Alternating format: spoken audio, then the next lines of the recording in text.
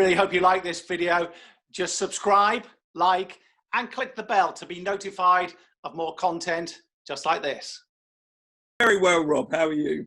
Yeah, good, thanks. Now, the reason I wanted to get in touch was it's very rare I see a footballer reciting If, the poem by Kipling, who's become a bit of a controversial figure, but one of the most famous poems. I'm like, what is this all about? So what is it all about? To be fair, to be honest with you, I'm not a great, got great knowledge of poetry, but it is my favourite poem. I remember learning it at school. So it is the one poem that I can recite word for word. So it is a favourite of mine, and also well known off the old Mike Bassett, England manager, as well. How did you end up sort of going? How did you end up getting involved in doing it? What was it all about? So to begin with, it was part of the organisation I work with now, the Football Fun Factory. We, when lockdown came about, obviously we moved online to try and keep children engaged in the game. So one of the challenges that I attempted to do was to do keepy uppies while reciting the poem, which I managed to do after about 50 odd attempts. But then when it was National Poetry Day the other day, I just thought it'd be, it was my favourite poem. So I just read it out. Come on, tell us about the Football Fun Factory. What's that all about? So it's the organisation I'm involved with now. As the name suggests, it's around making football fun. So it's programmes for young children, boys and girls between 2 and 12, and it's purely around enjoyment and sort of learning and getting a love for the game. It's not around a development programme where we've got linked with professional clubs. It purely is just around fun and enjoyment, and using football as a vehicle to really develop positive life skills like teamwork, communication, sportsmanship, where in our sessions we'll celebrate that just as much or even more than a little boy or girl scoring 30 goals in the session. So it's all around inclusion and giving everyone the opportunity to play this fantastic game. And what's the response like? I mean, from what I see on LinkedIn and what have you, it seems to be absolutely blossoming. Yeah, we've gone through a period of real growth. So it's a franchise organisation. Our end goal, as it were, is to become the biggest and best football coaching organisation in the world. We're a million miles away from that now, but that's the long-term aim, and just have hundreds of thousands, millions of kids running around just playing the game purely for the enjoyment of it. Whether you're a really talented young player, it's the first time you've ever kicked a ball around. So it's a really rewarding organisation to be involved with, and something I'm thoroughly enjoying at the moment. Did you devise the programme? Are you involved in that? Yeah, so myself and the two co-founders have put the programme together. We've all got history within academy football. Obviously, I was a football player in the past, and it's just something that's not as serious. It's not, you don't have to be a brilliant player. You don't have to improve loads, but as long as we judge all our sessions on the kids going home with a smile on their face rather than what they may have done or not done on the football field. What kind of response have you had, and what kind of response have you had from parents? Yeah, but they're really positive. Obviously, because it is inclusion, we all sort of run our franchise, as it were, out of the communities where we live. So the sessions that I put on are at the school where I used to go many years ago now, and the school where my children go or have been. So it feels good to give something back to the local community where I sort of, my first experience in football and sort of learning to love the game 35 years ago now. Don't you miss being involved in the pro stuff? To be honest, I don't. To be honest with you, I love football. I had a wonderful career. I thoroughly enjoyed my football career. Went into coaching. I never probably saw myself as a coach, as a player. I weren't someone who'd be sort of shouting about or telling the manager what to do and that sort of thing. I just enjoyed my time as a footballer. I feel a lot happier being out the game. I still love the game completely, but what I'm doing now is just stripping it all back, and it sort of reminds me of that 7-8-year-old little lad that was just running around with a smile on his face. I certainly don't remember any technical information that I was given at that age, but I remember it was incredible fun, and I absolutely loved doing it. It's amazing. I spoke to the Scotland, as he is now, Stephen Reid, Scotland assistant manager, and he said exactly the same thing. He's now sort of started. It's more a mind thing for anybody, for amateurs, for pros, because he said he suffered from a lack of confidence when he was playing, and he said, what I want to get back is that unbelievable joy I first had when I used to run outside and kick a ball. And he said, I kind of feel I've lost it along the way, and I guess that's something you can identify with. Yeah, I think football can do that. I think you start obviously playing the game as a child because it's something you love doing. It's an obsession. You can't do it enough.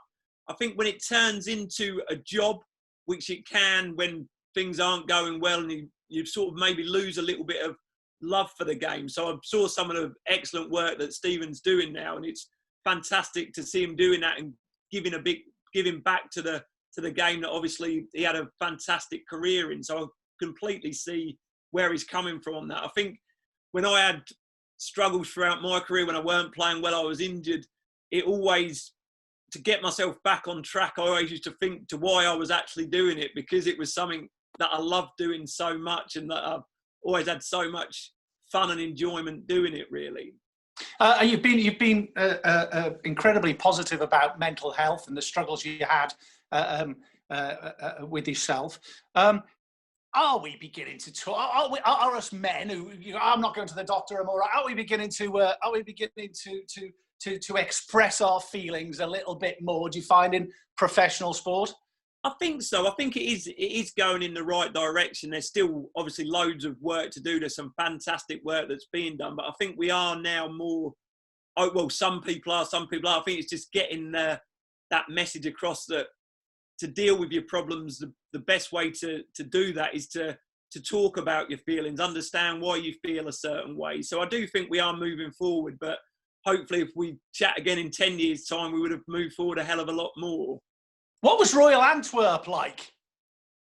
It was incredible. It was an amazing football experience, but amazing life experience as well. I think I was a young lad when I went over there. I was living in digs in Salford at the time, then moved over there, and I had to fend for myself a little bit and sort of become a man, as it were, come out of being a boy and into a man living in a foreign country. The football experience, it was an amazing place to play football for a young kid. I remember watching my first game before I signed there on loan, and the fans were smoke bombs and all that in the crowd. It was a real European flavour to it. And I remember scoring. It was one of my best memories in football, was scoring my first goal there, and the crowd started singing my name, and it was the first time I'd ever experienced anything like that. And it was an incredible experience. I think both on and off the field, you had to learn, because you were free to do what you want, really. There was 3 of us lads living in a hotel, and we had to understand when we could go out and enjoy the bright lights of Antwerp, and when we had to be in bed having a hot chocolate ready for a game the next day. So it was a steep learning curve, but something that I thoroughly enjoyed. You see, it's, you talked about struggles when you were younger. I think life experiences, don't they? They help so much. Something like Antwerp, okay, you're in Manchester United, you won a Premier League, you're with some of the greatest players in the world. But then, what do they go? Oh, hey, Luke, come in here, mate. You're off to Antwerp. What were you like? What the hell's going on here? So before I went to Antwerp, I'd only actually played 1 game for United. So I went out there to gain that experience. And when I came back, I was in and around the first team squad for a small period of time. But I was actually gutted when I got called back, because I was enjoying Antwerp so much, playing every week, one of the good players in the team. So when I was called back to Manchester, it was I thought I was just going back to playing the reserve team. So it was obviously incredible to go back and play with the amazing squad that I did. But Antwerp's something I'll certainly never forget, and it was one of my favourite memories in football, was being out there. And again, you felt, because you were a young boy living in a foreign country, I felt so free, like I could do what I want. I never really got told off because they didn't speak that much English. So it was completely different going back into that sort of environment at Manchester United, where everything's sort of under the microscope and everyone sort of knows who you are once you've played in the first team. I've got to ask you, I don't want to... The nice thing about doing these lockdown interviews is you can talk about anything. But without dwelling on Man United, because I've read Man United, but I've got to ask about Sir Alex, because I had a lot of dealings with him because I was a reporter up in the Northwest when I first started, and I just loved the fella. I mean, he's one of the most scary at times for me because he used to tell me off and shout. But what about you with Sir Alex? How did you get on with him, and what are your thoughts on him? Yeah, he's one of the most incredible people I've ever had the pleasure to meet in my life. I remember the first time I went up to Man United as a trialist player, probably as a 14-year-old boy. I went up for a week's trial, stayed in a hotel with other kids from around the country, and at the end of that week we played a game against Nottingham Forest at Littleton Road, and the manager was there, and he'd come in to introduce himself to the team in the dressing room, which was obviously incredible as a young kid. And when I got home from the trial, he'd actually phoned my mum up to ask if I'd signed for the club as a schoolboy, and it was them, the attention to detail he had. He knew the club inside out, the relationships he built with people. He'd treat the kit men and the dinner ladies just as well as he'd treat Roy Keane or David Beckham. He just had every single person at the club pulling in the same direction. And that what you always, whatever you were doing, you wanted to impress the manager. And if he said well done to you, it was like a feeling that you'd never ever get again. It was amazing that he'd said that to you, and you always wanted to do that. You always wanted to work a little bit harder than you thought you could. He just had that incredible aura about him. As you mentioned there, when he has a go at you, it can be a scary thing. But the worst thing about when the manager had a go at you or shouted at you is the feeling of letting him down, because he was the one person at that football club that you never wanted to let down. You wanted to do everything you could on and off the pitch to impress him, really. Brilliant. Yeah, I know exactly what you mean. I read a quote, International Coffee Day. Coffee's been very important in my life, because if you can make a coffee without spilling it on a coach, that's why I got a Man United contract. That was probably my main job at the club. I didn't spend too much time on the pitch, but it was important that the staff got their coffees after the game on the bus. So I was being one of the younger players, I was often in charge of that. So I was coffee has it's done me a good turn back in the day. At the same time as well, wherever you go, wherever you're listed, it says ex-Man United player. You'll never get away from that. And it's obviously something you must be incredibly proud of.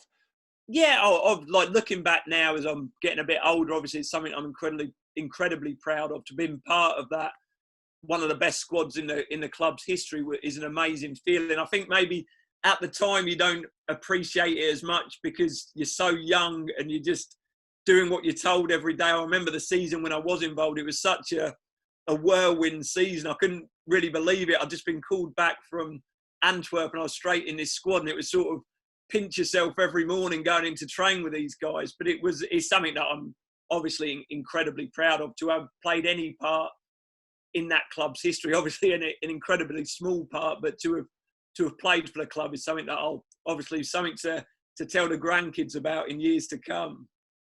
We talked about Sir Alex. What about some of the other managers? I'm looking through, you're at Burnley, West Ham. I was trying to match the managers to your time. Was Chris Waddle there at Burnley, or did you just miss him?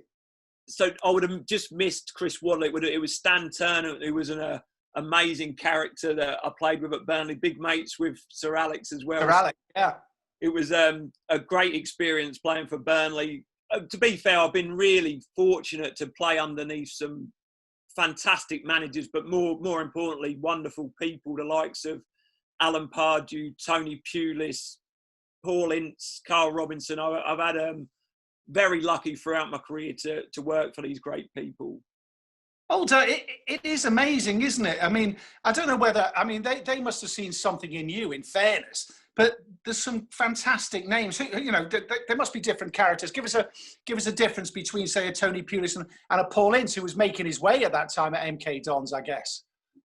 Yeah, Tony Pulis was one of the best people I've worked for. I think when I signed for Stoke, it was under a Dutch guy called Johan Boskamp, who was quite free in his style. I was sort of a creative player, so I was allowed to sort of have a wander, didn't do as much defending. When Tony came in, his structure of the team was completely different, and I had to play in a wide position for him. It's probably the hardest job because you're expected the work rate you've got to go through is probably more than most positions. But because it was him, it's probably a little bit similar to Sir Alex, because of the person he was.